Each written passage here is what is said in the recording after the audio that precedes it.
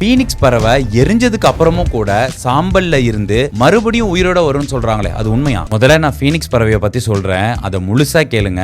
நடுவுலயே ஒரு முடிவுக்கு வராதீங்க. பீனிக்ஸ் பறவை ஒரு கழுகை விட பெருசாவோ இல்லனா அதே சைஸ்லயோ இருக்கும். இதோட ரெக்கைகள் பாத்தீங்கன்னா சிவப்பு நிறம், தங்க நிறம், அப்புறம் ஊதா நிறம் எல்லாம் சேர்ந்து இருக்குமா. இந்த ரெக்கைகள் எல்லாம் நெருப்பு மாதிரி ஜொலிக்குமா. அப்புறம் இதோட வால் பகுதி நீல நிறத்துல இருக்குமா. அதோட கண்ணு நீல கலர்ல மாணிக்க மாதிரி ஜொலிக்குமா. இதோட தலையில ஒரு கொண்டை இருக்கும். அப்புறம் தலையை சுத்தி சின்னதா ஒரு ஒளிவட்டமும் இருக்குமா. மொத்தத்துல இந்த பறவையை பார்க்கறதுக்கே ஒரு மாதிரி கம்பீரமா இருக்குமா. 500ல இருந்து 1500 வருஷம் வரைக்கும் வாழக்கூடிய இந்த பறவை தன்னுடைய ஆயுள் காலம் முடியும் போது வாசனம் மிக்க மரப்பட்டைகளை வச்சு ஒரு பெரிய கூடு கட்டி அதுக்குள்ள உட்கார்ந்து தனக்கு தானே தீ வச்சுக்குமா. அதுக்கப்புறம் அந்த சாம்பல்ல இருந்து மறுபடியும் பிறந்து வருமா. அப்படி பிறந்து வரப்ப முன்ன விட ரொம்ப ரொம்ப வலிமையா இருக்குமா. இதை கேட்ட உடனே நீங்க என்ன கேக்குறீங்கன்னு புரியுது. இதெல்லாம் நம்புற மாதிரி அங்க இருக்குது. கரெக்ட் தான், நம்புற மாதிரி இல்ல. ஏன்னா உண்மையிலேயே பீனிக்ஸ் அப்படிங்கிற ஒரு பறவையே உலகத்திலேயே கிடையாது. அப்புறம் எதுக்கு இது உலகம் ஃபுல்லா பேசிக்கிட்டு தெரியுறாங்க அப்படின்னு உங்களுக்குள்ள ஒரு கேள்வி வரும். பண்டைய கால எகிப்தோட புராண கதைகள்ல பென்னோ அப்படிங்கிற பேர்ல தான் இந்த பறவை முதலா குறிப்பிடப்பட்டுச்சு. அதே புராண கதையை